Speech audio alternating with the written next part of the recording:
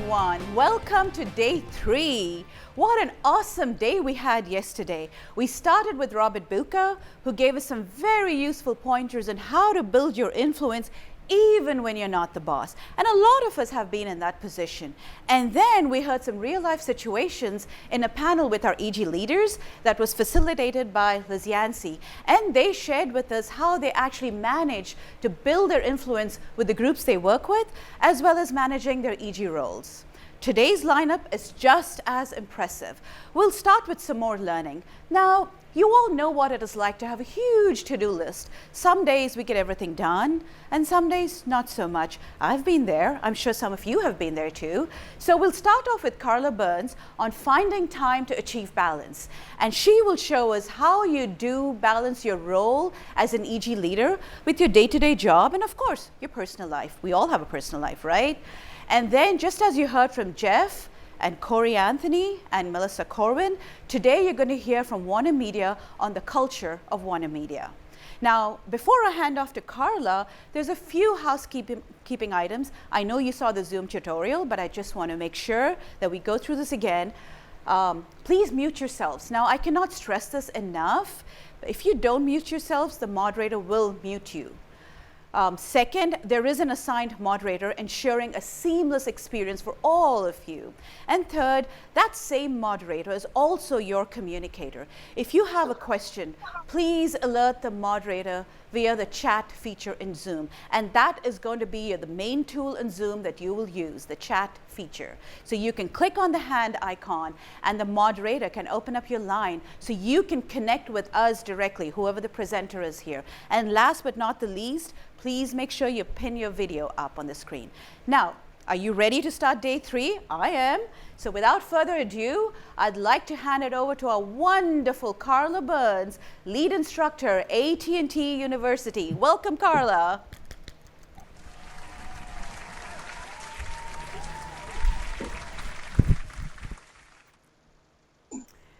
Thank you, Gayatri. I am so excited to be with you today. It's Wednesday. All right. Thank you, Alonzo. Hump day. All right. You know, finding time to achieve balance is about choice, and it's your choice. So I have a choice for you this morning. Let's play a game of Would You Rather. Here's your choice. Would you rather have $1 million or a peanut butter and jelly sandwich? No need to answer because I think I know what you're going to answer. But you know that how you prioritize yourself and your time and how you use it impacts your agility and results. It also impacts your work-life balance. Managing your time effectively can help you find critical time in your day so that you can have more time to achieve the balance you need. You've got a job, you've got your EG role, you have your personal life, like Gayatri mentioned. So here's a very short clip. It's only 2 minutes from Harvard University. You're going to hear from a time management expert named Steve Robbins. Now, Steve Robbins has one of the top podcasts out there in the Twitterverse. And speaking of Twitterverse, his handle is Get Her Done Guy. Let's watch, and we'll talk about the tips he's giving us.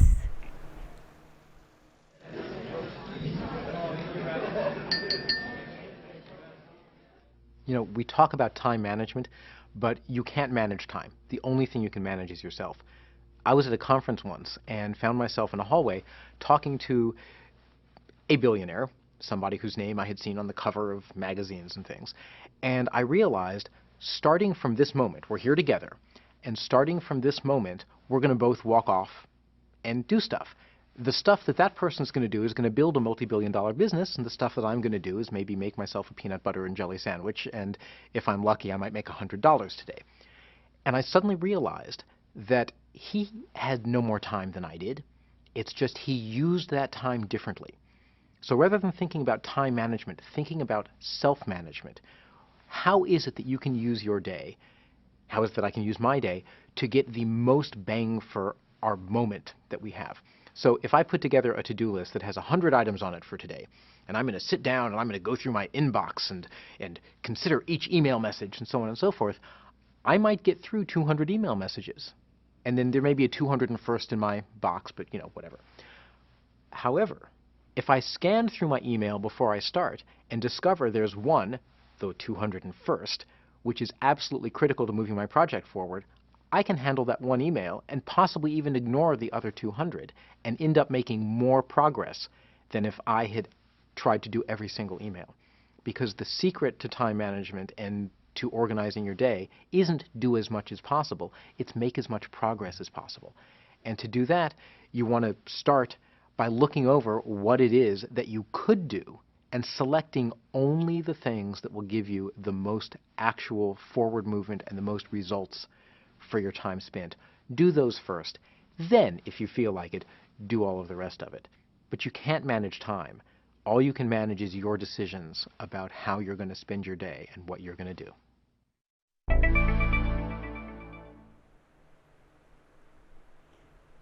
All right, as a quick recap, you cannot manage time.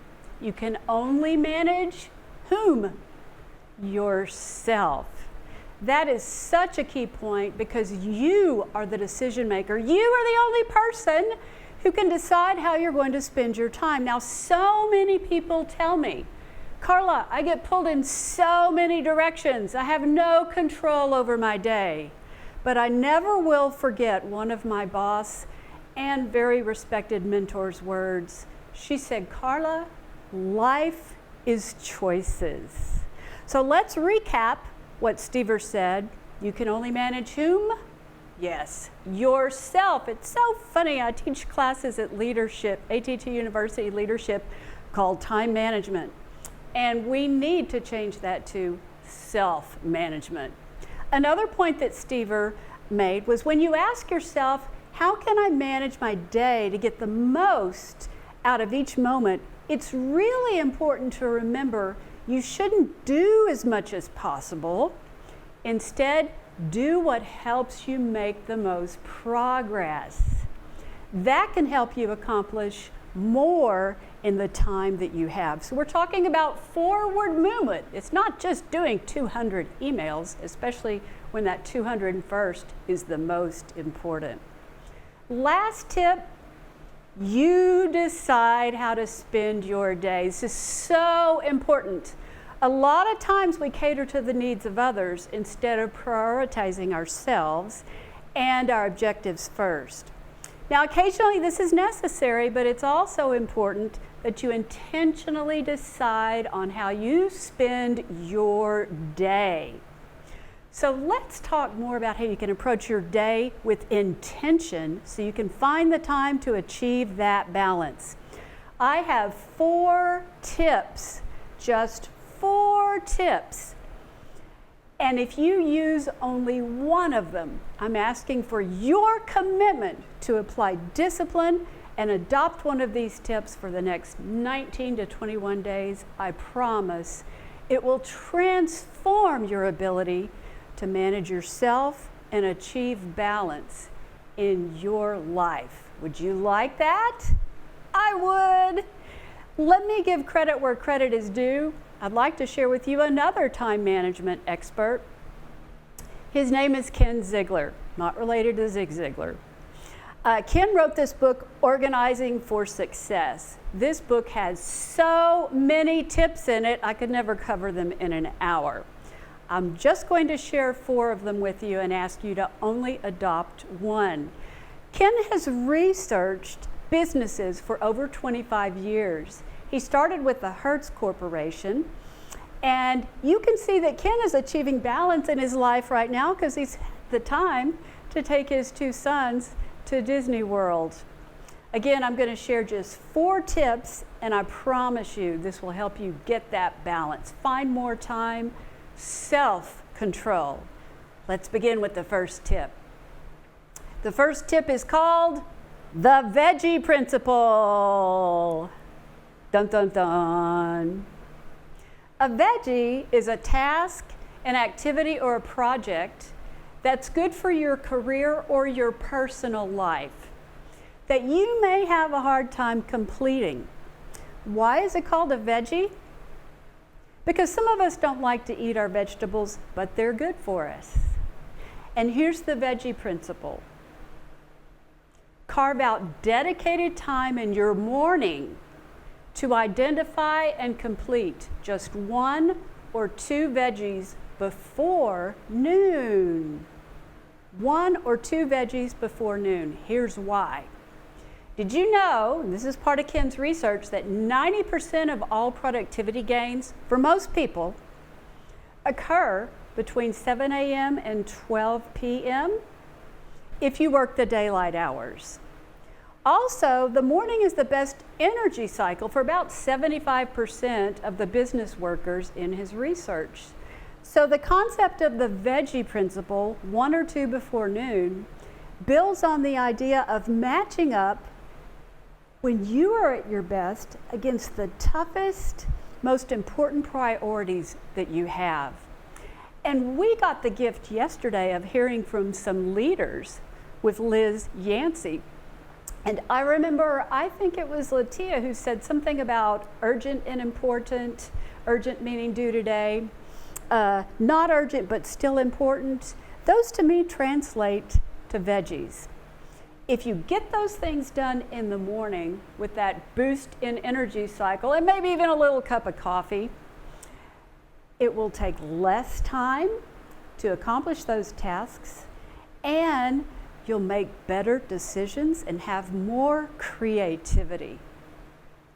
Now, question for you, and I was blown away by your participation yesterday with Robert in the panel. So I want to throw it out there to my moderators and all of you participating today. I was in the Zoom room yesterday with 160 people, and you guys were so engaging. My question that I'd like for you to chat in, how can you incorporate this very important veggie principle, 1 or 2 priorities completed before noon? How can you actually do that? Please type into chat. Folks, I know you're out there. I know you've got lots of tips. I'm going to be sharing some tips. There's Sheila waving at me right now. There's some tips that I'll share on my next PowerPoint, but I want to hear from you. You all really know this. I'm just putting a new word out there called veggie. So let me know if you have any tips, moderators. Sheila, I see you waving. And by the way, as you type in and we hear from your moderators, if you'd like to be AT&T famous, that's what I learned from Robert yesterday. If you raise your hand, we can put you on camera. So Sheila, what do you have to help implement the veggie principle? We have quite a bit coming in. My chat box is moving fast. We have use your Outlook task. We have Mona with wake up early. Savannah said set intentions when you first wake up. And then we also have focus on the task, close out all applications that do not support your task from the queue, I think. Thank you, Sheila. And team. It takes a village. So the first one I heard was about Outlook. I'm going to talk about Outlook in just a minute. I heard a little bit of talking over the second tip, but I think it was something about getting there early. Was that it, Sheila? Yes. All right. Waking up. Cool. Waking up early. You know, if you talk to leaders here at AT&T, you'll find that the majority that I've talked to get there really early in the morning to accomplish those veggies. Let me ask if any other groups have tips to implement the veggie principle. Deneen, Molly, Danelle, Erica. Yeah, Deneen, I see your hand waving. Can you tell us what you have received as suggestions for the veggie principle? Have to come off of mute. I see your lips moving.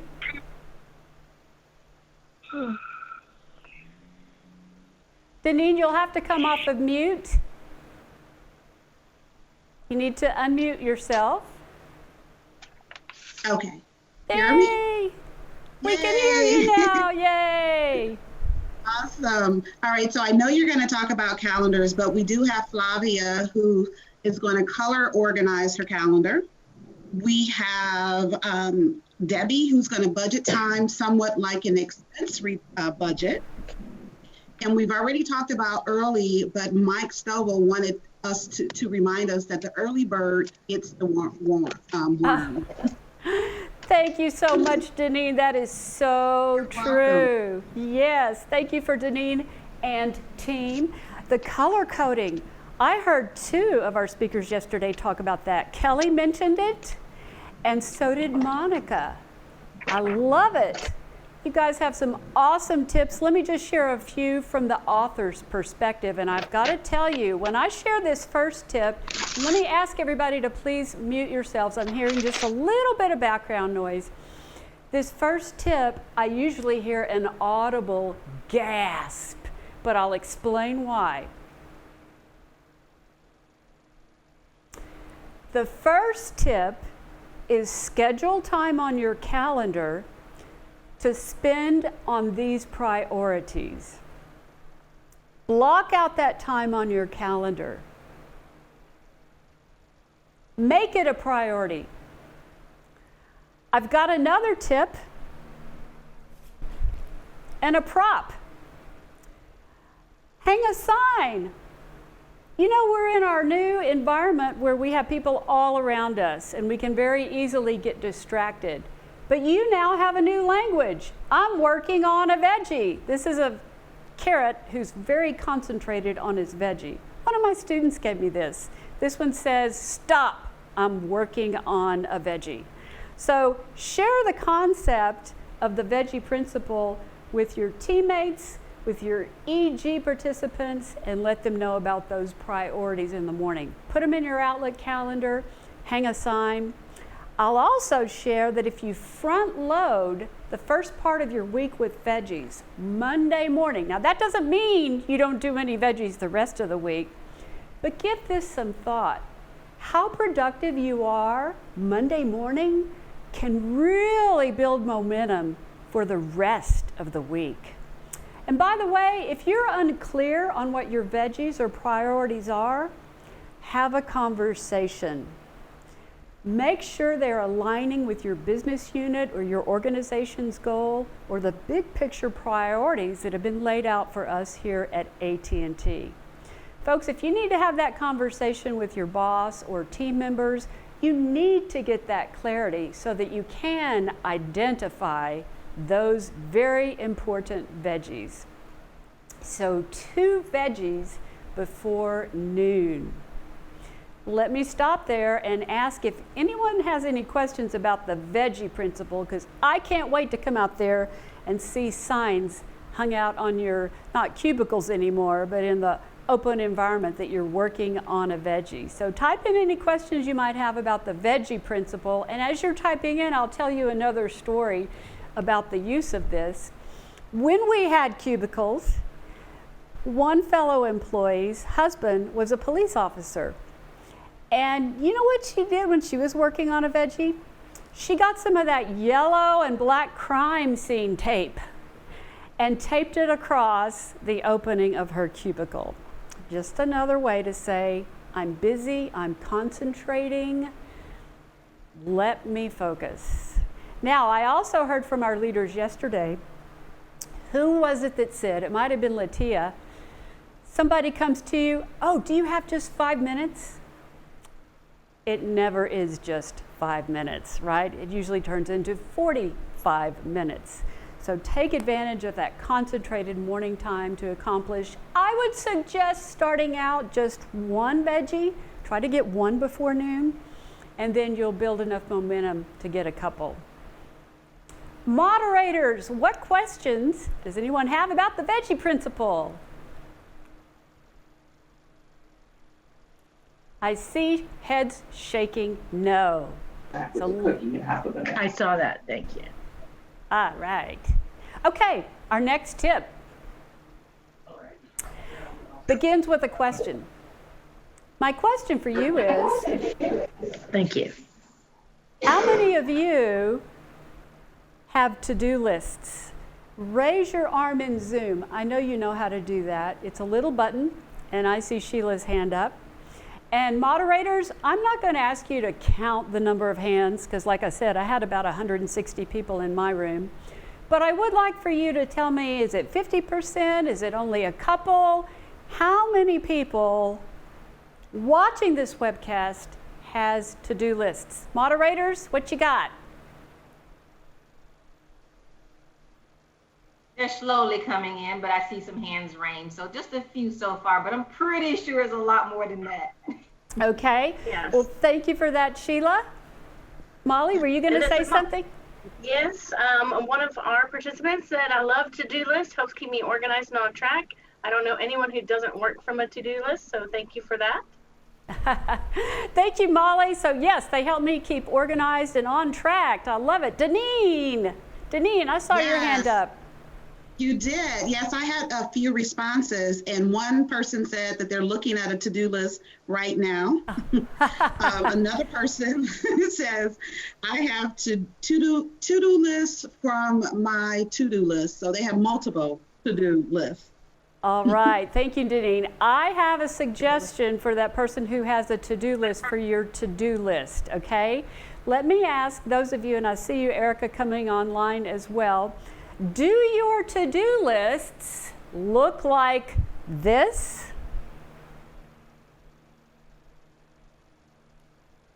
The problem is not having a to-do list, it's having multiple to-do lists, womp womp, and actually how you use them.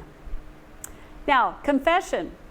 This actually looks like a snapshot of my work area in downtown Dallas on the second floor for AT&T University Leadership. But what's going on here on this board is storytelling and brainstorming. Stickies are great for that purpose, but not as a to-do list. Here is the antidote. Tip number 2. It's time, friends. Get rid of those sticky notes. This was a very hard thing for me to do. This one tip, tip number 2, called the master list, has transformed me personally, my ability to get things done and find more balance. It's a concept, it's a theory that I challenge you all to practice.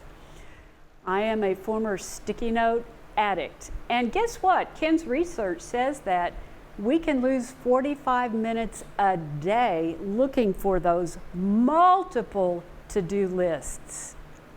A master list is a journal of everything, key point, in one place. Now, it could be electronic, on your phone, on your computer, on OneNote, but the purpose of the master list, the concept, is to get everything out of your head electronically or on paper so that you can think faster. A typical to-do list is simply a list of tasks, and I appreciate someone said, I'm looking at my to-do list right now. Does that mean you're multitasking? The concept behind the master list is whenever you have thoughts, ideas, future work, or even meeting notes, you get in the habit of writing it down so that you can free up the memory banks in your brain so you can be more productive and have greater creativity. So it's kind of a brain dump, and it's in one place for security. Another benefit is that you'll make better decisions because your mind isn't overloaded or overwhelmed trying to remember things. One place for everything. Here's a few more how-to tips with that one master list. Your list should be portable.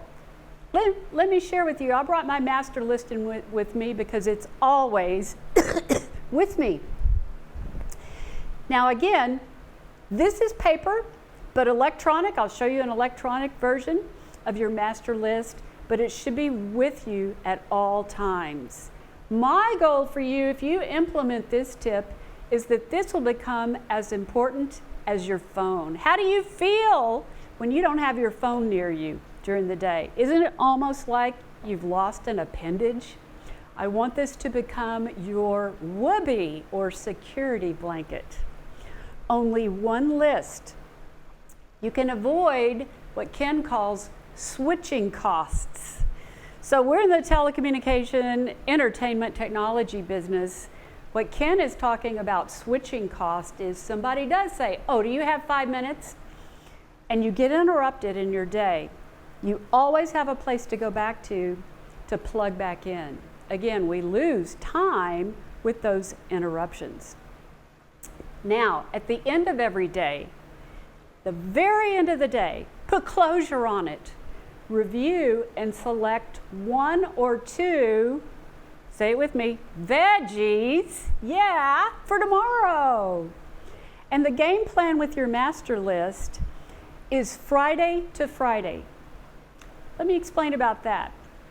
Ken found that Friday afternoons were the least productive for most business people who work Monday through Friday. Why? We're mentally checked out. We're ready for the weekend. So at the end of every Friday, so you can put closure on your week, review your master list.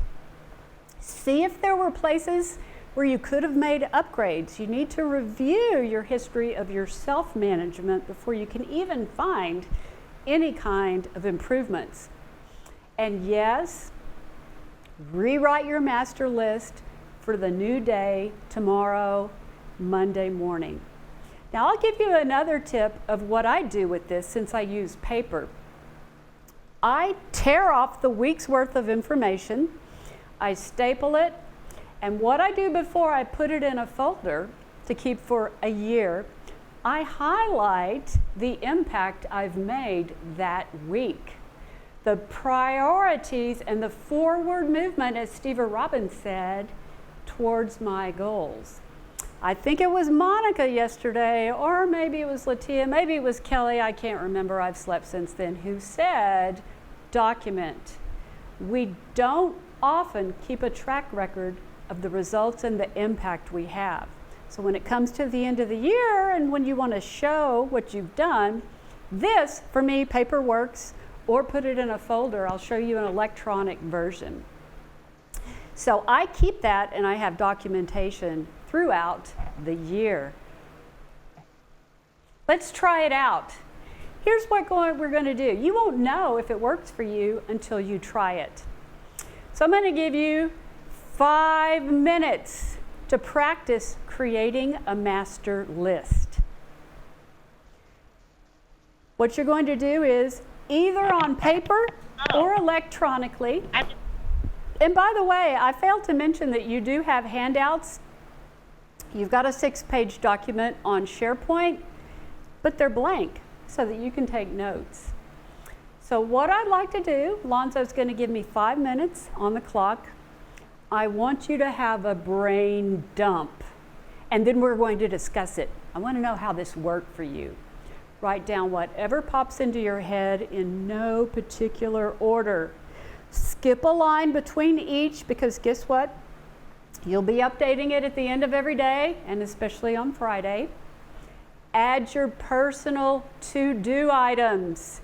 I remember when Kelly was talking about the color coding of her calendar, she would talk about lunch with so-and-so.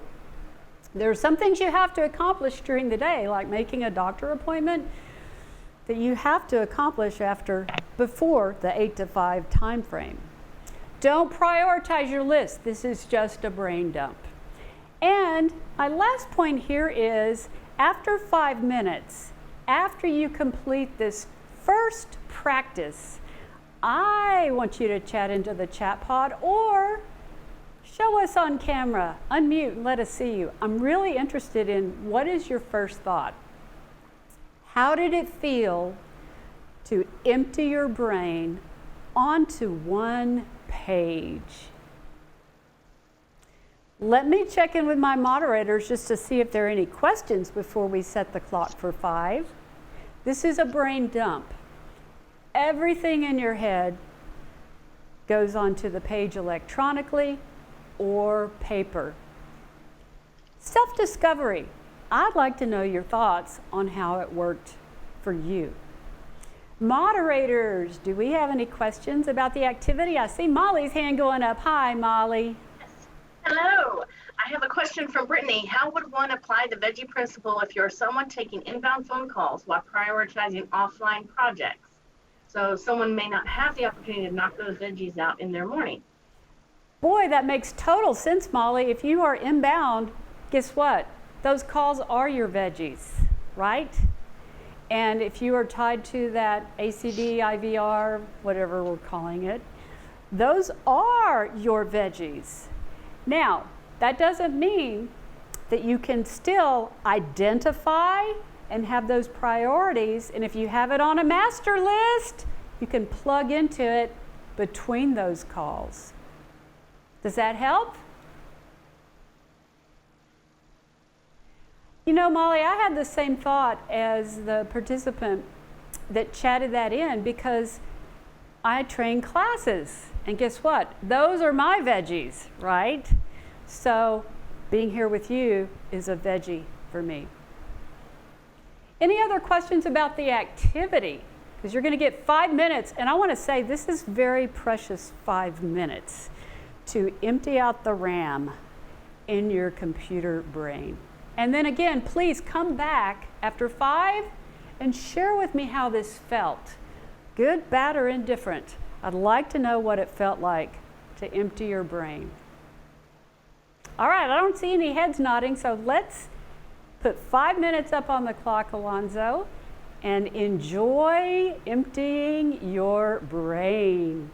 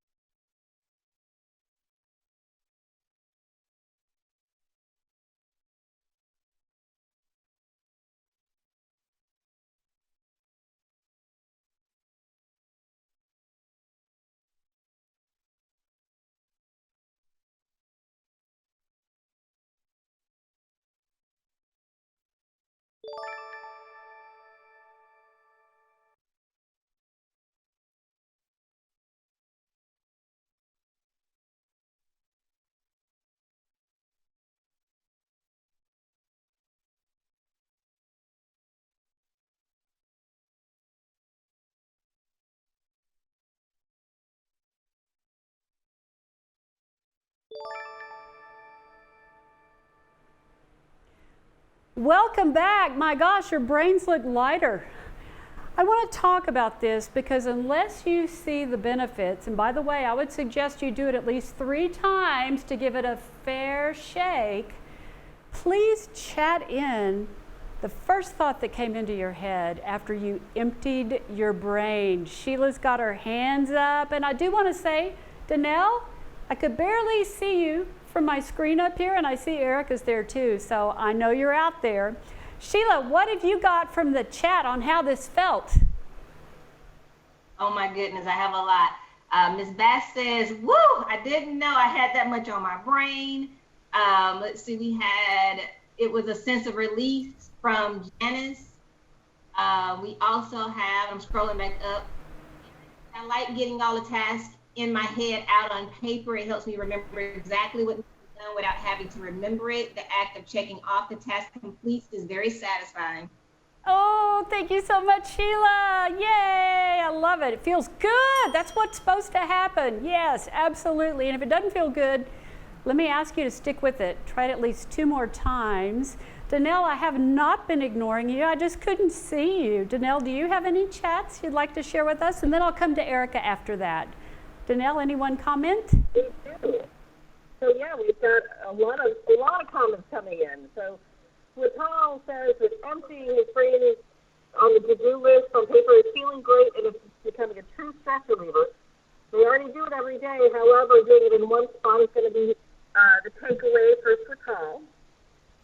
And we've got a lot of other people, and a lot of people are saying, wow, I have a lot to do. And I think they're a little overwhelming, but they're really loving the exercise of getting so much done and keeping track of it in an efficient manner. I love that. Danelle. People are saying, I need to delegate more. Wow, thank you. Yeah, a lot of people are surprised at how much they have to get done. What a shock. Erica, I do want to come back to you because I don't think we've heard from you yet. And again, I didn't see you on my screen. So do you have any thoughts from folks who just... I have a lot on there. A lot of good best practices is the first thing, but a lot of repeat things that I've seen is everyone's like, what did I forget? Panicking, maybe I forgot something, but other than that, everyone said they felt like free, they felt relief, and they really like that they can go through. A lot of my people do a digital list though, so I really see that coming up a lot too. Thank you so much, Erica. I really appreciate that. In fact, let's talk about the different forms this can take. I showed you an old school version. But the thing is, if you're worried about what I forgot, once you put this into practice and you get into this habit, you will not forget things because the idea is keep that master list with you all the time and update it whenever you need it. Now, this is an old school version, but this is straight out of Ken's book. What I'd like to share with you is if you notice on the left-hand corner, you've got prompts like phone numbers. You've got a place for due dates and the done check mark. By the way, you could circle the done. If it's not completed, you're waiting on someone else. And then notice you've also got, what I think is interesting, is meeting notes. The key to this, folks, is all in one place. We've even got make car payment there. So you do have to give some leverage to your personal life. But this is what you're all probably going to be using. Is OneNote. If you're familiar with OneNote, this can transform and you can keep that with you at all time. What's cool about OneNote is it can sync up with your many devices. I was in a class last week with some folks who are OneNote experts. Mark, if you're out there, a leader of League, and Jen, I think you're in the veterans group. Those two folks were subject matter experts on OneNote. They knew all the tips and tricks. So hey, find out people in your employee group who can educate you on how to use OneNote. The key to this thing is one list. Why? I've got to cover the WIFMs, folks. What's in it for you to do this master list? One list saves time. You can think faster because you have the safety net of it being written down or documented on your phone or OneNote. You will make better decisions because your brain is freer. And you will have something to look at the end of every Friday to see improvements. I want to give you one other anecdote, one other story from Ken's book. He found a lot of business folks that he does his time management or self-management classes for were taking sleep aids at night because their brains just would not shut down. Nothing wrong with sleep aids, but if your brains can't shut down, if you have the safety net of having things written down, I promise you, if you try this, this is the one tip I religiously use, I dedicatedly use, it will actually free your brain. Okay, tip number 3, remember the first one was the veggie principle, 1 or 2 before noon. Tip number 2, the master list, dun dun dun, email and messaging. I know you all know about emails. So let me just ask for you to chat first before I share a few tips from Ken. What do you all do? We've heard a few things already to manage that inbox or instant messaging. Moderators, let me ask you to raise your hand. I can see everybody now, smiling faces. Gosh, I wish I could see all 400 of you. What do you all do to help manage your inbox? All right, Deneen, I see your hand, and Molly will come to you after that. Deneen, tell us what you've got in your chat. Absolutely. So we have someone who uses a couple people use rules. We have folks who are using folders. We have those that are cleaning up as much as possible in the morning. And Sue uses conditional formatting for emails from her boss. Whoa, Denise, that's awesome. So you're actually using the technology to manage the technology, folders, etc. Right. Sheila, I see your hand, but I saw Molly's up first. So let's hear from Molly, then we'll come back to you. Okay, so every email that needs action becomes a task and then filed into a to-do box. Another person wrote, dedicate time to respond to emails, creating folders, set rules to dump emails into the importance folders, categorize your folders, try to keep your inbox to 5 or less at all times. That's very amazing. Scan or flag things that go into important emails and unsubscribe to anything you don't use. Oh boy, I need to do that in my personal life, Molly. I have so many of those solicitations. Thank you, Sheila. We're going to hear from you, and then I'll share with the tips from Ken's perspective. What have you got, Sheila? Some different items that wasn't said. Stop replying to all. Using the code. I know, right? Go through, delete all except ones that need immediate attention. And then we have some of the same ones about using the folders and setting rules. And I set reminders and flag items. Thank you so much, Sheila. And I know the rest of you have a lot more tips as well. Once again, I suggest in your EG groups, you have a conversation about this and share best practices. Here's a few things from Ken's perspective, and this first one is probably going to shock you all. He says, turn off those pop-up notifications for your email. What? Well, let me give you the reason for that. What happens every time you hear a ping or a ding? You look at it, right? Kind of like that old experiment, Pavlov's dog. They rang a bell every time they fed him, and he started, salivating. If you turn off email notifications, Skype and Q notifications, you will incur less switching cost, once again, where your eyes are drawn to that change or that movement. Now, hold on. These tips are all awesome, but you have to pick and choose what's going to work for you. If you're in a customer-facing environment, if you're in an escalation group, if you're on social media, you probably cannot turn off notifications. So please use these tips at your discretion. But that one thing has really helped me because I'll be working along on a veggie and then ping. And you know what? I'm going to look at it. And I loved what Latia gave us yesterday. She gave us the 4 Ds: do, decide, delegate, or delete. Handle it only once. And do you know what somebody told me they did with the rules? This was a shock. They used the rules routine in Outlook. I'm hearing a little bit of feedback, so I might ask you to please mute yourself. I'm hearing someone. squirrel. Okay, this person actually had a rule in Outlook for any email that came in that he was CC'd to the trash can. Gone, you're out of here. So I think that's a really good tip. And one last thing, we really do not want to use our email as our to-do list. What tip did I give you? Tip number 1 for your new to-do list.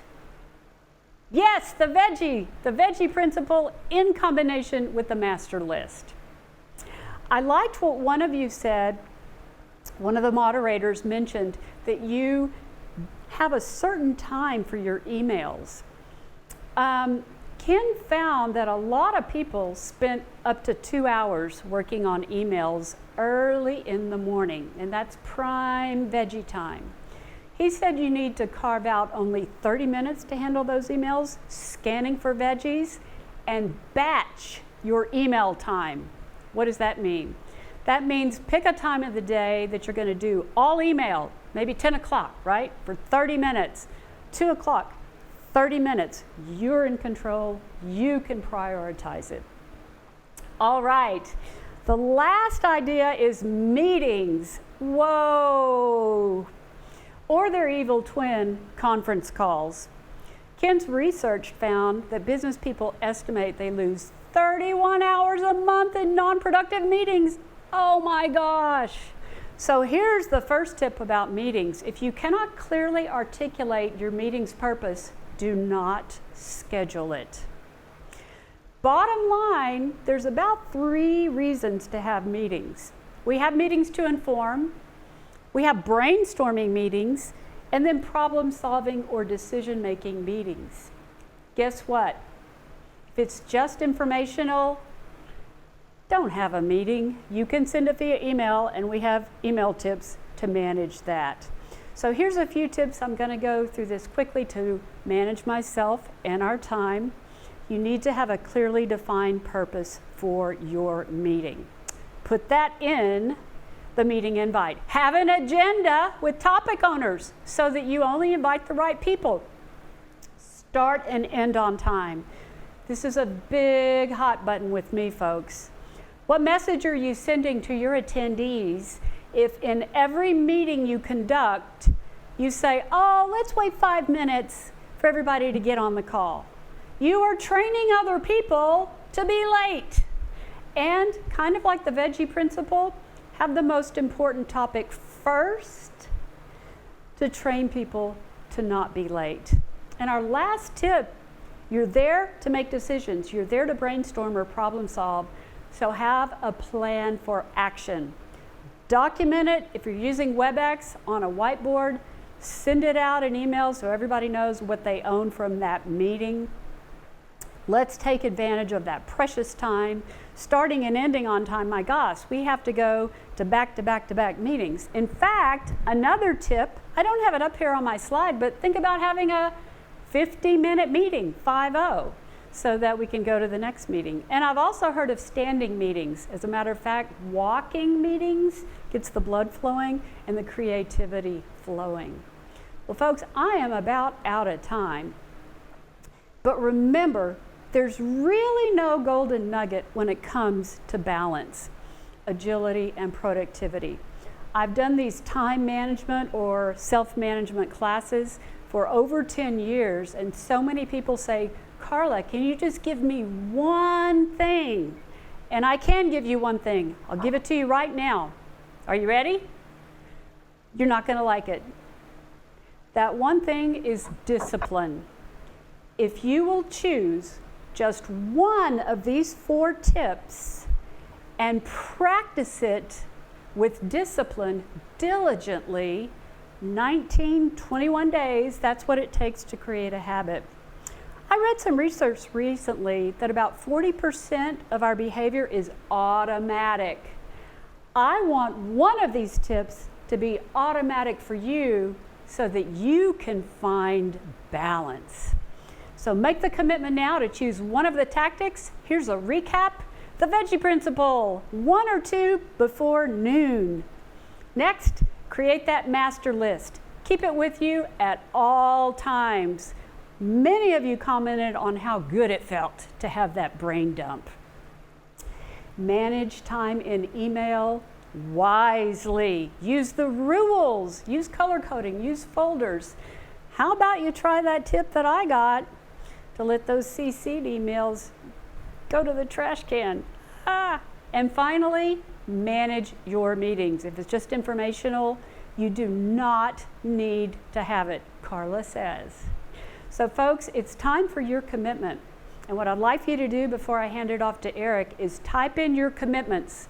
What is just one tactic you're going to implement to find more time in your day to achieve balance? We've got 2 minutes, and I'd love to hear what one commitment you're going to make to transform your self-management and find balance. So moderators, wave your hands for me, and if anybody would love to get, I see Erica first. Erica, and then Deneen. So Erica, what commitments do you have? So I see the veggie feedback working really well, but a couple people said 1 to 2 veggies before noon. They're going to review the to-do list on Fridays and plan the next week. Shorten meetings, make a master list every Friday, go to OneNote, more veggies, and I really think the veggie principle paid off today. I love that. I love that. Thank you so much, Erica. We're going to have a lot of healthy people working on their veggies. Let's hear from Deneen, and then our time is up, and we're going to hear from Eric. Deneen, what have you got? Yeah, you both are absolutely correct. We are going to have healthier people because several folks have committed to become vegetarians. We have people who are going to use email rules, have a master list and review at the end of the day. Several people with that one. Color code and touch emails once. And clear your mind by going to the gym. Create the energy. Be positive. What we failed to do, we regret the most. And I'll end on that one from Mike Stovall. Oh boy, thank you for that, Danina and Mike Stovall. All right, folks, you have it. It is your choice to make. I challenge you folks, implement just one of these tactics, and I can't wait to hear how you have transformed and found more time for balance in your day. Thank you for your time and attention and your engagement. I'd like to turn it over to Eric Mitchell, who's going to introduce some folks to talk about Warner Media culture.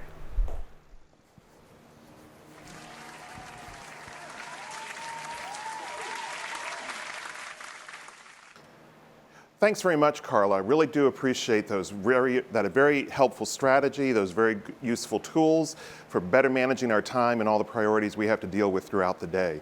So, for our second half of our program today, we're going to have a focus on the Warner Media culture. So on Monday, we heard from Melissa Corwin and Jeff McElfresh about culture with particular focus on AT&T Communications. Today, we're going to focus on Warner Media. And joining us today from Burbank and Atlanta are going to be Mikan Shelton, Jennifer Schufer, and Jennifer Williams from Warner Media's D&I group and HR group, and we will learn all about what's going on over there. So let me go ahead and throw it over to Burbank, to Jennifer and Mikan. Thank you, Eric, and thank you everyone for joining us today. We've got some exciting stuff to share with you regarding some of the work that we've been doing on the Warner Media side in defining what this new culture we need to enable our success from a business perspective.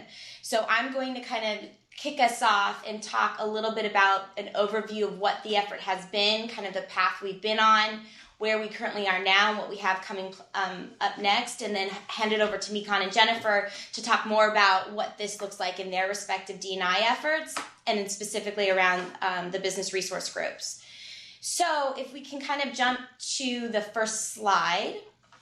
So one of the things we've been really trying to accomplish with this effort is we are in a change process. So the reality of Warner Media, which most of you know, is that we've been trying to kind of redefine what this space looks like. We've been integrating a lot of the businesses up into kind of this Warner Media space.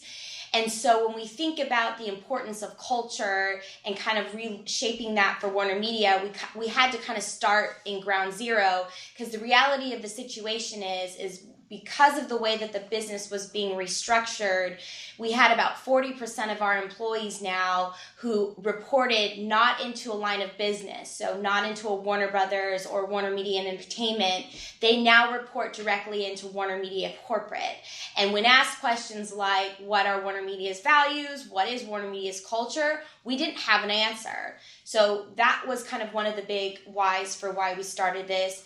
The other big why is, when you look at, and I don't know how widely this has been shared, but when you look at the priorities that are now established at the Warner Media level, they are causing more than ever the businesses to work together in order to be successful against them. So when we think about things like HBO Max, for example, not only is that, important for Warner Media to figure out how to do that together, but it's also important even across AT&T.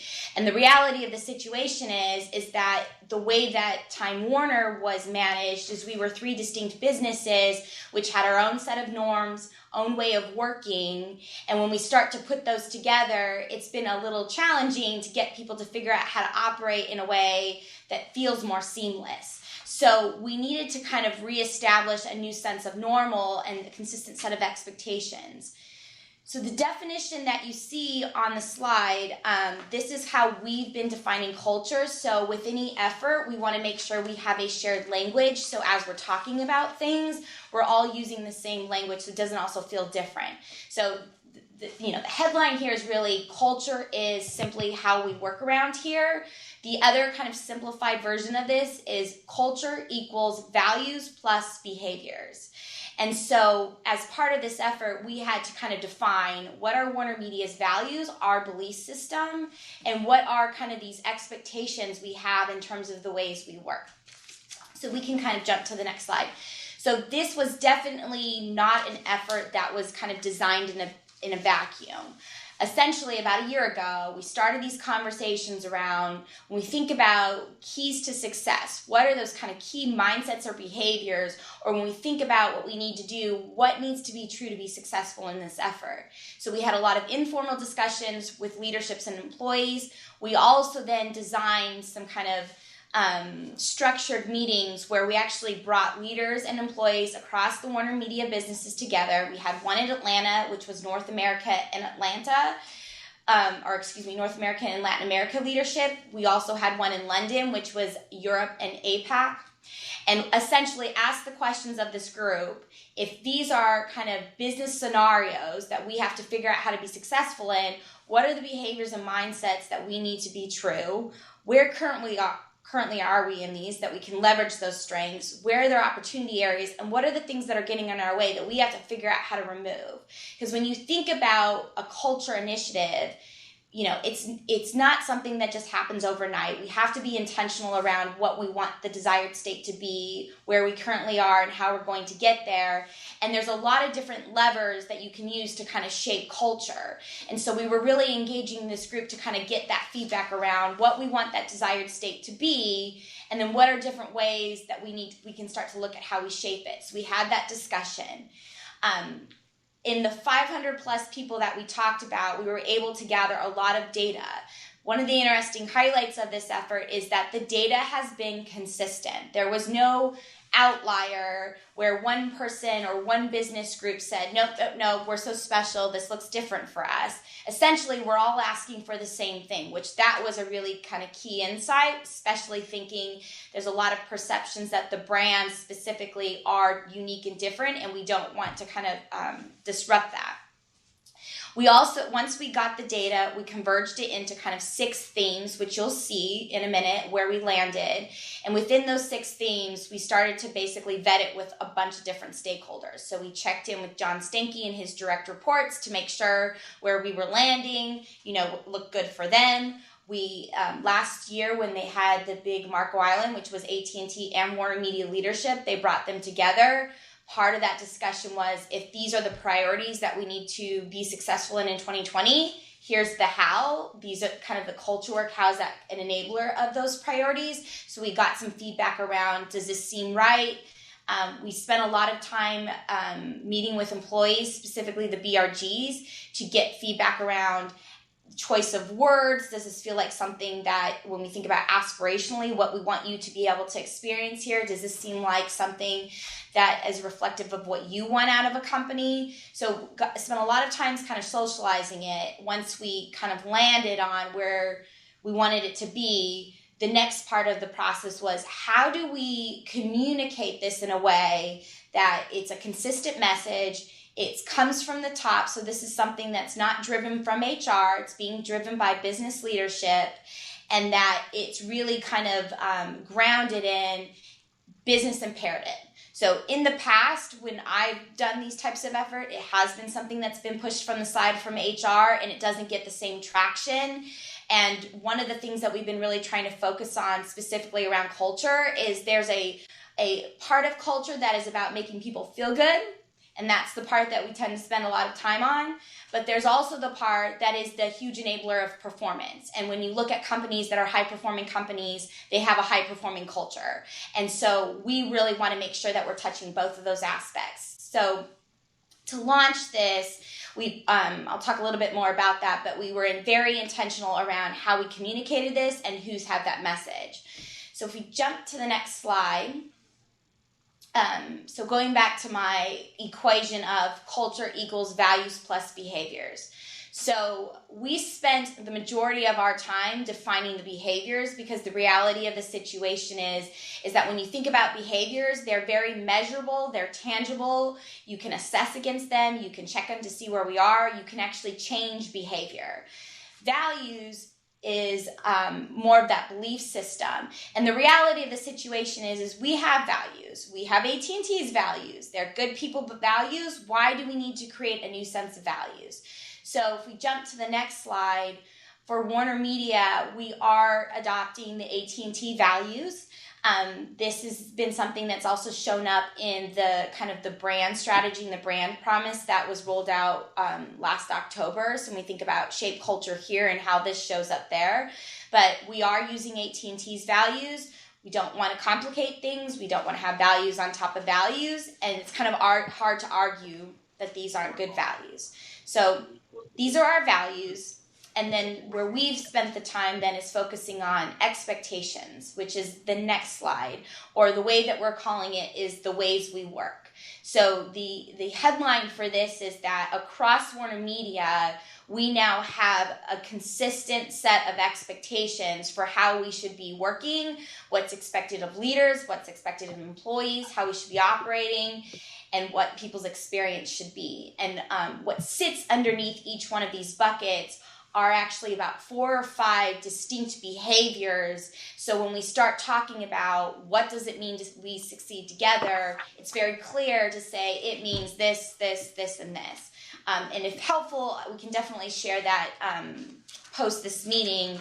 But essentially, this is kind of where we landed with a lot of the work that I talked about earlier. So just to quickly walk through these, we succeed together. This is around having an enterprise-wide mindset, thinking globally, having shared objectives and shared goals that we're kind of all a part of this common sense. This is also where we are highlighting inclusion. So when we think about a success factor in this space, it would be kind of there. One interesting piece of feedback is when it comes to inclusion, when you look at each one of these buckets, it does show up in each one. So it's not to say that this first bucket is the only thing that includes inclusion. It's just where we're choosing to highlight it.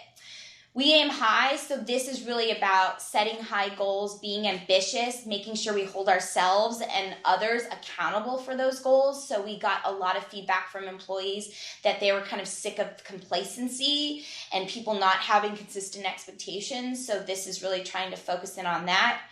We focus on the future, so we tend to, kind of from a legacy perspective, be much more reactive than proactive. So how do we change that mindset and behavior to be focused on the future, understand what's going on from a macro industry perspective? What are some of those trends? How is that influencing our business model, and how are we getting ahead of that versus reacting to it?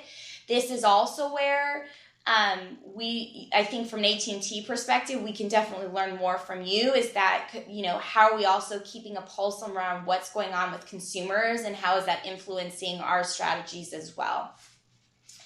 We are agile, so this is definitely one that we've been focusing on for a long time, just for me coming from Warner Brothers.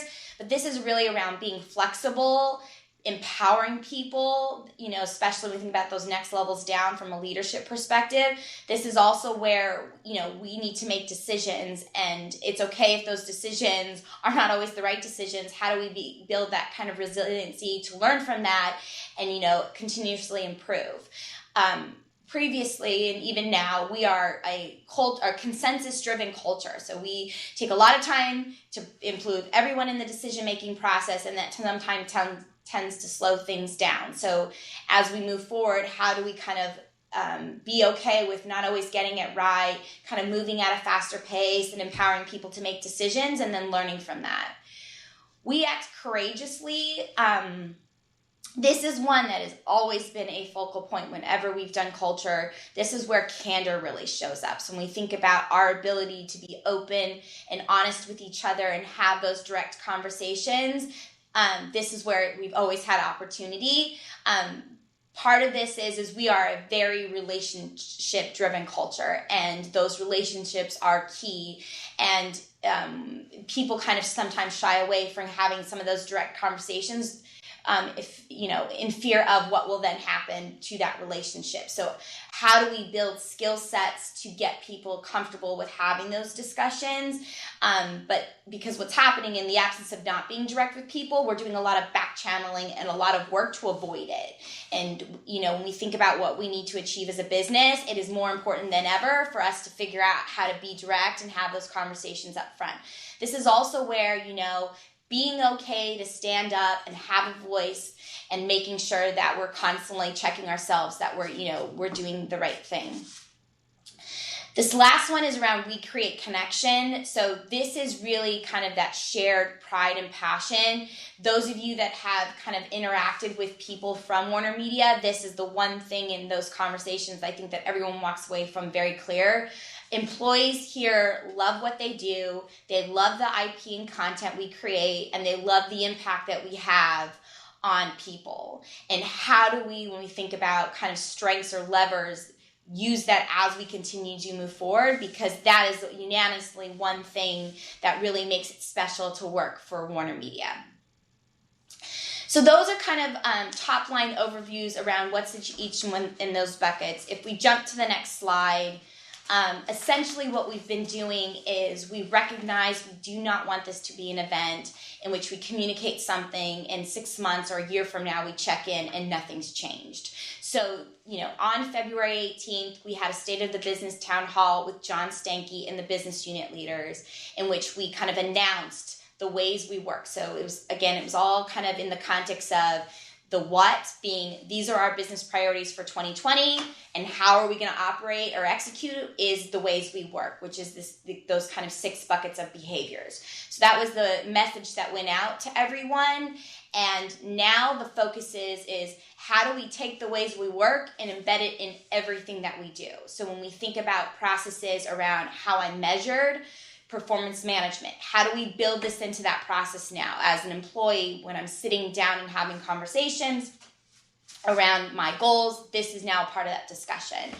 And so essentially the plan right now is really looking at how do we look at all of those different types of processes and kind of embed that in what we do.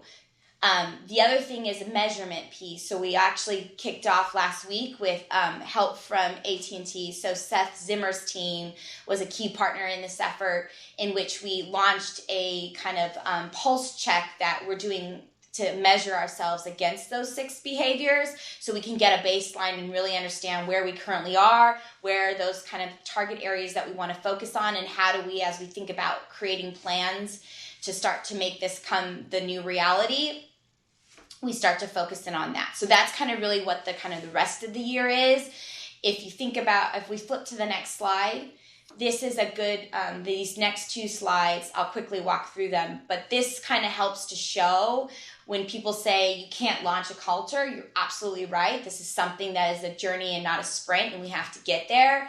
But these are some of the things that are quickly kind of launching within the next couple weeks to start to show employees that we mean we are going to do this. So as I mentioned, performance and compensation. Warner Media will be launching a new performance management process and kind of set of guidelines around how these discussions should be taking place. You're focusing in on your own individual goals. You're also going to have goals around how you show up against the ways we work. So those kind of 6 buckets. And then, end of year, when it comes time to start making decisions around merit and bonus, this is now part of that discussion. So, when we think about accountability measures, that will now be one we can leverage. Leadership development and just general employee development. We are launching a new kind of Warner Media curriculum, which will have targeted programs that are all designed to skill people up in the different areas around those kind of 6 buckets. So when we think about how we're building that capability within the organization, we now have a set of resources people can leverage. Talent acquisition and onboarding. So as important as it is for us to figure out how to kind of share and communicate this throughout the organization, when we go out to attract potential candidates or employees into the business, we now have something to share with them around when asked the question, what's it like to work for Warner Media? We now have an answer. So how do we build this into how we attract people into the company? Also, when we think about once they get here and they're kind of being onboarded, this should be something key that they're kind of educated on and they see how this shows up and what their expectation is in operating in this way. The next slide is really around our talent philosophy. So the nice thing about what we have with Warner Media is in general, we're starting from scratch. We're redefining a lot of these kind of philosophical approaches because we don't really have them.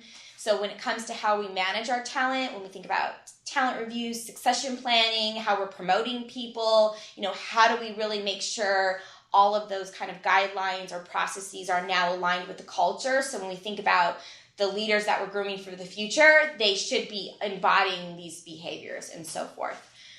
Employee engagement and communication. So we partner very closely with our communications team. And when we think about how we're showcasing stories around, how these behaviors are showing up in employees day to day, getting leaders to endorse this, coming up with targeted marketing activities, or every single email or communication activity that comes out from the top somehow needs to reference this. So that's part of what we're working on right now. And then, as I mentioned, org effectiveness and measurement. So we just launched a pulse survey. The intent of that pulse survey is to happen kind of on a twice-a-year cadence in which we're constantly checking in around where we stand against this and figuring out where we need to kind of course correct. The other thing that we're doing is this is something that's being driven from a kind of corporate perspective, but we also recognize we have very distinct brands and business units that have very unique cultures that are special, and we want to keep those whole, but we need to kind of figure out how to take the ways we work or these new sets of expectations and make that relevant for the work that they're doing locally. So as an employee, if I sit and work for Warner Brothers, I'm hearing why I need to pay attention to this from a Warner Media perspective, but I'm also hearing from Ann Sarnoff around why is this important for me to pay attention to when it thinks about the priorities that set forth for Warner Brothers. So we've got a team of people that are kind of working locally within the business units to really drive this so that it comes to life in all aspects. So that's kind of the top line overview of what the culture effort is. We are obviously in the early stages of this, so we can definitely keep you guys posted on how this goes. But if you have any questions, please feel free to reach out to me. But I'm going to go ahead and hand it over to Mikan to talk more about the D&I efforts. Great. Thank you, Jen. So let's see. I'm Mikan Shelton, and I just joined the company I'm on week 4. I joined the Enterprise Inclusion team led by Christy Habegger, whom probably many of you met at the BRG conference in the last year. And I'm very happy to be here with Jennifer Williams. I hope she appears on screen. She is in Atlanta. Let's see.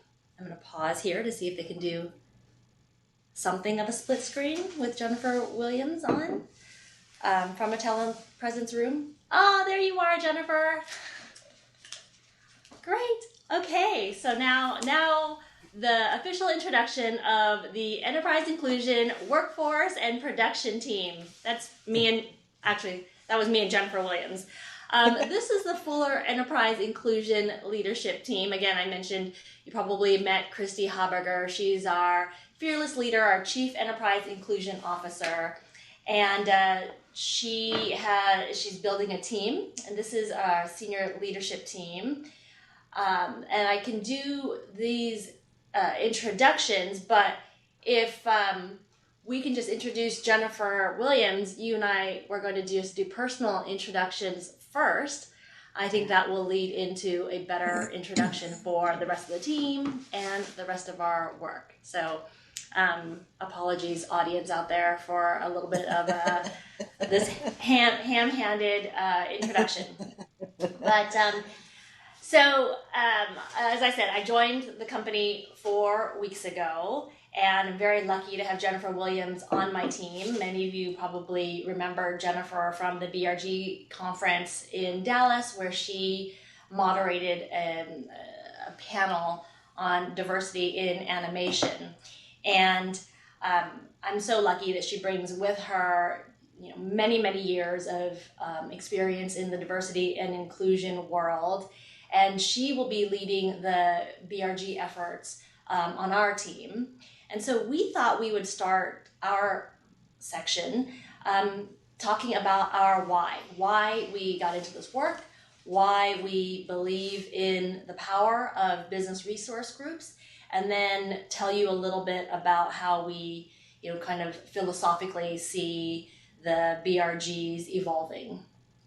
So if we can go back to Jennifer and ask Jennifer to share her why, we'll start there. Yeah, great, thanks. Can you guys hear me okay? Yeah. Yeah, all we right, should awesome. say, Jennifer, right, we intended this to be very interactive, and we listened to the first 2 days of sessions that Eric and team and Corey and team put together. And one of the tips that I learned in the Build Your Influence, I think it was tip number 6, is to know your audience. Okay, and since I am new to the company and new to this whole format, we want to make sure that we get to know and we hear our audience. So I hope you all ask questions so that we can hear from you what you want to hear from us. And so I say it, I hope that means it's magically questions will pop up and somebody moderating will interject and ask questions. That way we can really, kind of guide our conversation to things that will be relevant to you. So Jennifer, sorry to delay your intro again, but now please let us know your why you're in this work. Yeah, I love it. Thank you. Thank you so much, Mikan, for giving me the opportunity to introduce myself. And I had a very different thought about how I was going to talk about my why until this morning. And I don't know how many of you know this, but I actually started my career with AT&T in Dallas, Texas, in the sales office right there on 5501 LBJ Freeway. So for those of you who are in Dallas, woohoo! Excuse me. And I thought it was significant in particular. There are lots of reasons for why, but for this session in particular, I wanted to share my why as it relates to the BRGs because they were extremely significant, important to me, and vital in terms of my career for the entire time I was at AT&T. I will say, I say this to anybody. Literally on my first day of work at AT&T, I got there extremely early. Somebody told me the traffic was going to be terrible, so I was adamant not to be late. And so I got to the office at 7 a.m. and I didn't need to be there till 8. And so I was sitting in the conference room, in the break room upstairs, and a woman came in, and she became the one of a trilogy who literally held my hand both figuratively and literally through my entire time at the company. That woman's name was Jan Richardson. She was a national accounts sales account executive. I was starting my career in sales, and the two other women I met later in that day, Paula Caldwell and Genoa Rose, were mid-market sales account managers. And all three of those women were a member of the AT&T Alliance of Black Telecommunications Employees. So that was then what you now call the Network for Black Employees. At that point, it was called the Alliance of Black Telecommunications Employees. And if you've got the camera, if you guys can zoom in, this is literally my mug. This mug is over 20 years old, right? This is my mug that I got when I became a member of the Alliance of Black Telecommunications Employees when I was at AT&T. And I say that because, so I talk about the significance. I literally would not be in this seat today had it not been for those women and that organization at that point in my career. Those three women not only were my coaches on how to do my job as an African-American woman selling in Texas to people who did not look like me, who were not of my gender and not of my race, to they mentored me on how to navigate a corporate environment, right? As a Black woman, how to be successful in a corporate environment. And then ultimately when I left Dallas and I moved to New Jersey, because at that time that was the headquarters for AT&T, they advocated for me when I moved there to be a part of the chapter in New Jersey. And Jan, once she got promoted, she had phenomenal success in sales in Dallas. She got promoted and she moved to New Jersey, and she came back and she looked for me, and she had a role in her organization, and she encouraged me to apply. And it was because of her I got my first promotion. So when I tell you that the BRGs they're a part of my makeup, and when I say to people, I understand how it works, it's because I started as a volunteer and then a committee member, and then ultimately I became a co-chair, and actually not a co-chair of the Black employees, a co-chair of the AT&T Pioneers organization. And so I am extremely passionate about the value that the BRGs can deliver to employees. I'm excited about the opportunity to be able to support the BRGs under the Warner Media umbrella, and extremely excited to be joining back again with my family to talk about how we are going to do it in this new space. So that's my why. And so I'm glad to be here. So Mikan, do you want to talk about what your why is? Sure, that is amazing. I love that I'm getting to know you with 700 other people getting to know you, or however many are dialed in. So I didn't come with any props today, so good for you. Bring your mug of 28 years. My why, I think started a long time ago, and I've kind of reflected on this, knowing this question would come up. And I think this really started when my family and I came to America from Vietnam in 1975. So those of you on the call who grew up in the 70s and the 80s, you'll remember maybe that the conventional wisdom back then was that people should assimilate and conform to the, kind of the general population. At least that was the case with my family. And my parents, feeling very protective of my brothers and my sister and myself, they really, really pushed us to assimilate and to kind of leave our culture behind. And so we didn't learn to speak Vietnamese. My parents only spoke Vietnamese, but we were all immersed in English, and they said, no need to learn Vietnamese. We're in America now. I tried different American names. None of them really stuck, but I tried Michelle, Connie, Tawny. There are a number of them. I got perms. I really tried very hard to fit in, and that was the way that I was raised. And, I was very cognizant of trying to downplay the fact that I was Asian. So that really pervaded my thinking. So even as I made friends, and even when I went to school and then, to college and to law school, I didn't join any of the affinity groups, and I actually didn't really hang out with many Asian people because I thought that would call attention to the fact that I was Asian. And if I didn't call attention to it, then maybe nobody would notice.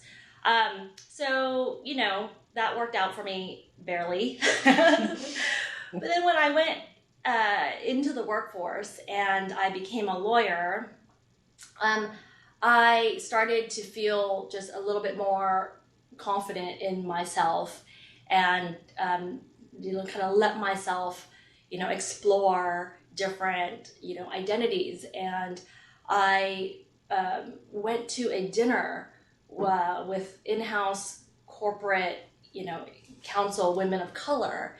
And when I remember walking into that restaurant and sitting down, and I almost cried. It was like the first time I felt like I would let my shoulders down, like the tension and the armor that I didn't even realize I was wearing all those years kind of fell away. And that really sent me on this journey to, lean into the concept of identity and to what holds people back, and, how do we help people shed that armor, because I felt like that unleashed in me more energy, more bandwidth, just more confidence. And I, when you think about it, the way people talk about, your iPhone, and, we're probably each only using like 5% of its capacity. I felt like I found an extra like 20% of my capacity because I was otherwise trying to, the word that's assigned to it now is cover aspects of my identity. So I thought, what happens if we all uncover these aspects of our identity and we really leaned into being more of ourselves? And I really entered it through the lens of, women and women of color. But the more, research I did, and my background is as an employment lawyer, so the more cases I read, the more I saw that this is a pervasive problem for everybody. Like there's a Deloitte study, a few years ago that revealed that 40% of straight white men reported covering, whether it's their socioeconomic status or their academic background or their familial responsibilities. I thought, if we are all covering different aspects of our identity, which is exhausting, how much is that taking away from what we would be contributing to our careers, to the company's success, to all the things that, Jen, you're laying the groundwork for people to do with having a high-functioning, high-performing culture. So I moved my career from being an employment lawyer, where so much of that was conflict-driven because of misunderstandings about identity, because of a lack of empathy, and because of I think difference, not being able to work across difference, to a much more proactive and I think positive way to look at identity and really unleash the power of identity and of community, because it was that one dinner with what was a small community that has really, for me, fired up my energy around community building. And now we're calling them business resource groups, that I think fundamentally we're building community. So that's my why. That's why I'm so excited that we're building this team within Warner Media and within Enterprise Inclusion. So happy that Jennifer Williams, I know what your why and your story is, and I am very excited for us to work with AT&T and all of your BRGs. You're so successful and have been so committed to building out community for so long. I know that there's going to be a lot that we can learn and borrow from all of you, and I hope that we'll be able to return the favor and do the same and collaborate a whole lot. So that's our why. Jennifer, do you have anything you want to add or jump in before we go into this a little bit more? No, I think those are good stage setters. I think hopefully that gives some people a sense of who we are and why this is important to us, and hopefully that also makes us very approachable, right? We want, if you don't catch us on this call, that's right. So maybe now I'll introduce the rest of the team. So maybe this next slide. There we go. Now I can tell you a little bit more about Christy's team now that we've finished our area of work. Christy has brought on James Anderson, who's the Senior Vice President of Marketing and Communications and is a force of nature who's sitting in or officed in Atlanta, but working, across the globe to really build our reputation and make our commitment to diversity and inclusion in our content and in our workforce known to the internal and external community. And so we're having a lot of fun working with James and his team, and they will be integral to our work with the BRGs, relaunching, rebranding, and building awareness around the Warner Media BRGs. Christy has also brought on Karen Horn. She will be Senior Vice President of Programs when she starts. And her area of focus will be pipeline programs for content creators of color and otherwise underrepresented content creators, directors, writers, producers. And she comes to us from NBC Universal, where she has a stellar reputation building these programs. So we're very excited about that. Also we will have a Senior Vice President of Content joining us. That person of mystery. That's our, kind of teaser for you. You'll have to dial back in whenever we announce that. And that person will be working on, the content, the stories we tell, portraying the diversity of our audience through the stories that we tell. And then Jennifer and I are going to oversee and lead workforce and production safety initiatives. So our workforce, meaning, pairing with and partnering with the HR team and the various functions and business units who are very committed to increasing diversity and fostering a culture of inclusion. I'm so excited about all the inclusion work that is really permeating the culture work that you all do. And as part of that, Jennifer is going to lead the BRG effort as well as talent development efforts. And then on the production side, just for fullness, I'm not sure, how interested you all be in this part of it, but I find it fascinating, and this was a lot of the work that I did as an employment lawyer in my previous role with another studio, is building the culture on sets, on productions, cast and crew, so that people who are there to put a story, the best stories of our lives, on screen, they do so in a safe and inclusive environment, so people could focus on the work and the authenticity of the story. How do we build the culture and take all the culture work that we're all doing in the corporate environment and connect that to our productions? And so that's the production work that we'll be doing. And that is the full scope of the Enterprise Inclusion team. Again, led by Christy, who has been, on the front lines of creating, safety and inclusion and diversity in the media landscape in Hollywood, in the industry. She's a great and fearless reputation for creating safe spaces, for stories to be told, for increasing diversity on screen. So we're all very excited to be a part of her team. Can we pause here, Eric and team, to see if there are any questions or comments so that we can guide the next part of our conversation? My group has questions, if you don't mind. Of course. All right. So first question is from Barbara Vanderhoven, if I'm saying that correctly. Do you have a specific BRG/EGN EMEA? I'm not sure what that acronym stands for.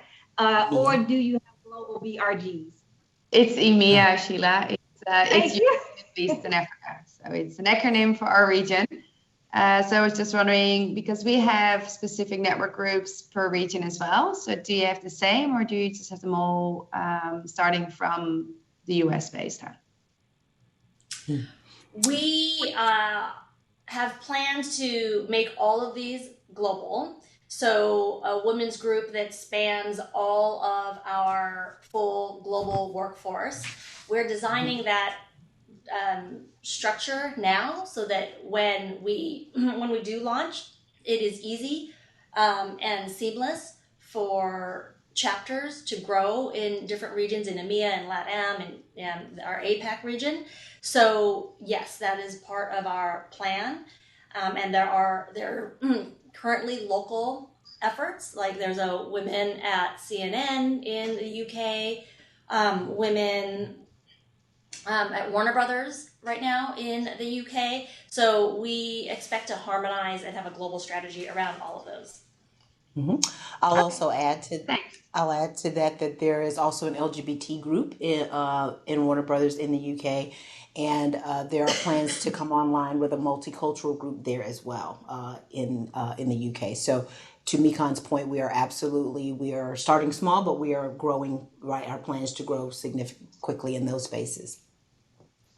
Sounds good. So yeah, so I'm part of the Women's Network in Europe, in EMEA.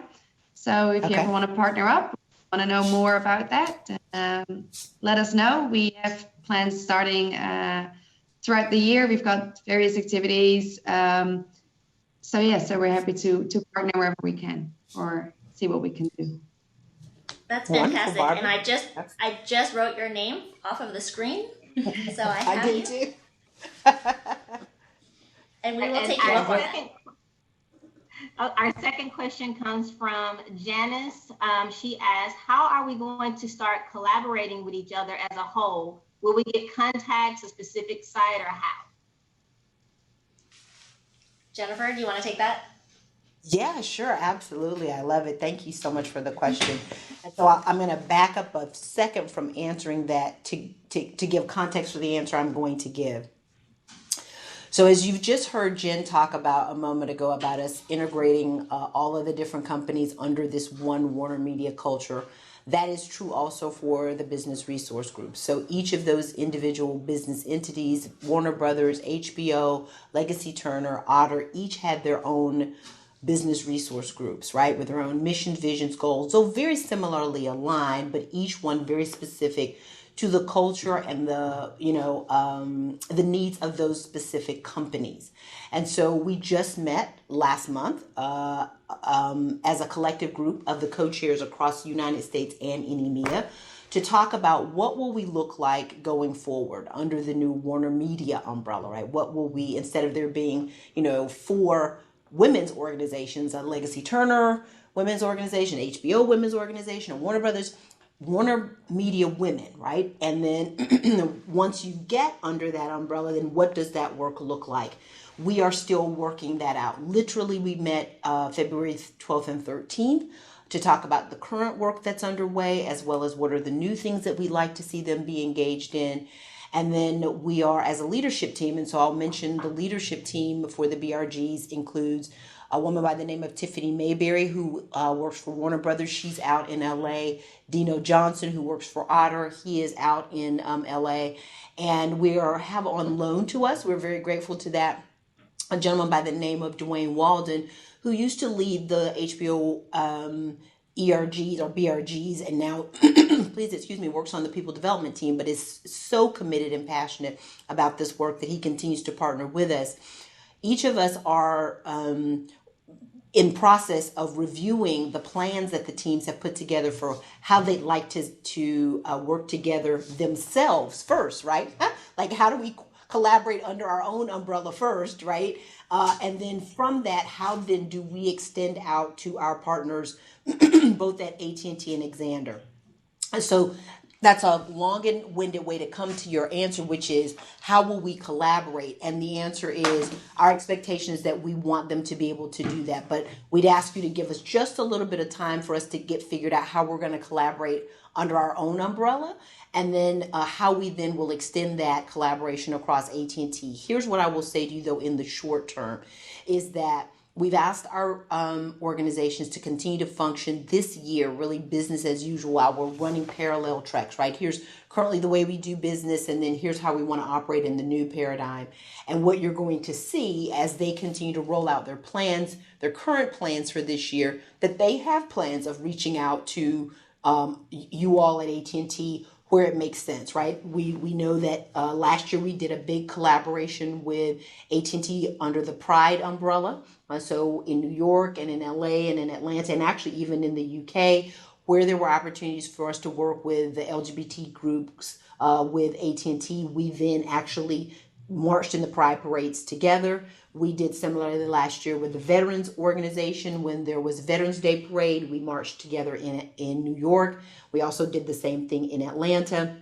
And so those groups are quite familiar with where are the places where it is obvious that there are overlays, and they are looking at where they can include that in the plan for them to collaborate with you all. And so we're on that journey. Let me say that. But if you can give us a minute, and when I say a minute, really we're probably 60 days away from really getting nailed down what we think the work that we're going to do in this year ahead looks like. And then from that, where then do we collaborate with others? So hopefully that answers the question. It's a short and long term answer, but that's where we are. Hope that helps. Okay, good. Were those the two questions? All right, awesome. Hey, hi, everybody. Thank you so much for being here. So I wanted to say, first of all, we appreciate seeing our Warner Warner Media family. So thank you for being here. Jennifer, you actually answered several of the questions that my group is asking. But we also want to thank you so much for mentioning the Alliance, the network, and then also the pioneers. I didn't know that about you. And so it was great to hear that about your history and how you're coming back to that. One other thing that we have is Ability has been in contact with the Turner, and there's a firewall issue, and they can't access our stuff. So is that something that you're already aware of and working on? So I wasn't aware of that one specifically, but it doesn't surprise me. Right. And I say that I think we are all continually, I think the conversation is always, we're working for a media company, but we seem to have a hard time communicating with each other, right? And so while I don't know that very specific instance, again, I'm not surprised that there are places where, all of the tools are not in place for us to collaborate effectively together. But if someone can send me a note or a message or an email about what that specific issue is and where there seems to be a challenge, I'm happy to work with our team on this side of the house to figure out how do we help them be able to share information. And if we can't do it, in the new wave, in the 21st century model, we will look at a 20th or a 19th century model to help the groups get together. And I'll mention that disability is another place where we worked together with the AT&T Disability Group last year. I know we attended Disability In with some of them. We did some disability workshops, I know, in Atlanta around usability testing. And so, again, we're excited about being able to work more collaboratively with you this year. So I don't want anyone to hear that we're not interested in doing that. We just are trying to get our own house in order here for a moment. And then we're ready to come back out and play nice with others in the sandbox. So if somebody can send me an email or whatever that is, I'm happy to see what we can do to work that out. All right. Thank you so much. Yeah. All right. Right, And then I have a question really quick. In the chat, we have, how does Time Warner measure or quantify the new behaviors? So whether it's like compensation or accountability. And then how do you guys ensure that it doesn't take an excessive time to capture those behaviors? Ooh, Jen. I know, I'm trying to think, okay, because it was a little bit hard to hear. So it seems like the first part of the question was around accountability and measurement. Is that right? Yeah. Yes, for the new behaviors that you guys are implying. Okay. So what you don't see on the slides is what was mentioning is for each one of those buckets of behaviors, there's about 4 or 5 kind of sub-behaviors that make that up. So from a measurement perspective, what we've done is actually created an instrument that would say, okay, if inclusion, for example, is a behavior that sits underneath We Succeed Together, how are we going to measure inclusion? And, each one of those. And that's kind of the pulse that we put together that we just rolled out, so that when we think about what makes up We Succeed Together, if there's 4 or 5 questions that sit underneath that, it can give us an idea around where we currently stand at that. And, the reality of all of this is a perception, right? When you think about answering questions against this, it's how I'm perceiving things, but at least gives us some type of indicator around, as a company, people are perceiving, this is their experience in this way. So there's kind of that measurement piece. I think the other one is more of the kind of subjective, measurement, is that as people are now sitting down and having these discussions around performance, we've now put together tools and resources to say, okay, as a manager, I'm now going to give feedback against how somebody shows up against one of those buckets. And so we've put together resources to help enable those conversations. We all know that, there's not always something in place saying, did you have this discussion? Which is some of what we're trying to work on. The other kind of instrument that we're creating is a 360 assessment. So those of you that are familiar with what that is, it's basically a feedback tool that you can deploy to get kind of feedback from above, peers, and below, in which the way that we would design that feedback tool is that would be around answering questions around how you're perceiving that person against those types of behaviors. So those are some of the kind of initial things that we're working on from a measurement and accountability perspective. What I will say is that we've also been kind of intentional around anytime we do any of these pulses, we align it with a senior leadership meeting. So we get the survey results, we start at the top, so bring together kind of John and his direct reports and the next levels down, walk through the results with them, engage them in discussion around, what's your point of view around where we currently are against this stuff? Where do we feel we need to course correct? So it's not, again, HR coming up with, here's what we think, that this is really being driven by the top. And then we would then communicate that out and figure out the action plans that go with that. The kind of big thing is when you think about things from a change perspective, you pay attention to stuff when somehow it affects your pay, right? If decisions are tied to pay, I will pay attention. So, the big kind of headline with a lot of this stuff is that starting at the top, there will be a line item in the way that we make decisions around bonuses. And that's not just at an employee level. That's also at, a Bob and Jeff business unit lead level, in which, as we're being held accountable to show up in this way, how are we holding our leaders accountable to do that? And I do know that those are the conversations that are currently taking place. At Warner Media, we've been in the respective business units, there's been a big push to differentiate performance. And I think this is now another kind of lever that people can use to really start to look at, from a talent management perspective, how are we making sure we are rewarding, the future leaders of the company? So hopefully that it helps to answer the first part of the question. It definitely did. I just got a response back saying thank you. You addressed it in detail, and good point that what impacts pay and bonuses is acted upon. So thank you so much. You're welcome. So I think we might be at time. Are we at time?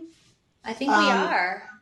And so I think, if I'm remembering this correctly, unless there are any other questions, or Jen or Mikan, there's anything you guys want to say in closing, I'll say thank you, then we will turn it back over to Eric. So thank you all for inviting us. Thank you for the tech team for allowing me to participate from Atlanta. I was planning to be in Burbank with these wonderful women, but the travel ban got me. And so I'm here in Atlanta, but so I thank you so much for allowing me to participate here in my local hometown. Okay. Well, thank you, Jennifer, Mekon, and Jennifer for that wealth of information about Warner Media. I think we got a lot of what we've been wanting for a long time. We look forward for your continued work within Warner Media with your BRGs to work on the plan that you outlined for us, and certainly wait anxiously for when we can start collaborating even more together on our common interest for advancing D&I within AT&T.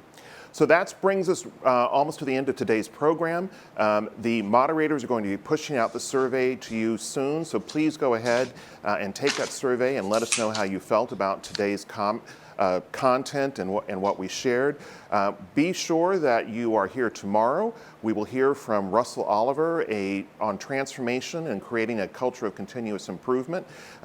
Russell Oliver, Ollie, is actually a part of the new team under Bill Morrow that's working on business transformation that was put in just a couple of months ago. So he's going to give us some insight on that business priority. And then we're going to see how we handle changes in this ever-changing world we live in.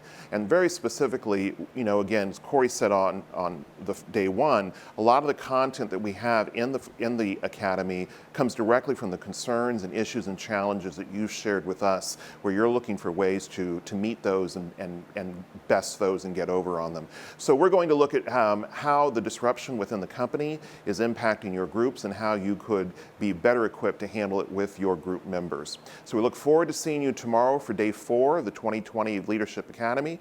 Don't forget to take the survey, and then please be sure to check your emails for the Zoom links for tomorrow's session. Okay? Thanks, everyone. We'll see you tomorrow. Take care.